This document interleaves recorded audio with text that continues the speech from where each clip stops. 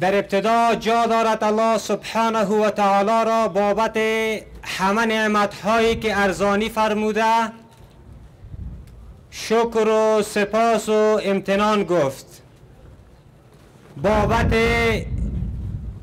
ایمان و عقیده اسلامی، بابت امنیت و نظام اسلامی و بابت صحتمندی و اینکه همه من و شما اینک گرد هم در یک مکان خوب و پرشکوه گرد هم جمع شده ایم، الله را شکر و سپاس و امتنان گفت. سروران من، قبل از او که من نکته ای را که با خود دارم با شما شریک بسازم، میخواهم از صمیم قلب فراغت شما عزیزان و سروران را تبریک و تهنیت عرض بدارم. افغانستان واقعا، مردم افغانستان، محصلین افغانستان در شرایط سخت دوره تحصیل خود را طی مراحل می‌سازند.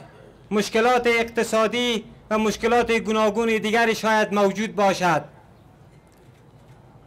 واقعا امروز روز خوشحالی است که شما عزیزان با پله‌های سخت را که گذشتاندین و امروز از فراغتتان تجلیل میکنن و فامیلای محترم شما لحظه شماری میکند تا گل را به گردن شما بابت فراغتتان بیندازد و مادران عزیز و رنجیده شما منتظر است که شما با چپن فراغت در خانه تشریف بیارن و اونا در آغوش محبت و مبارک باشی شما را بگیرد.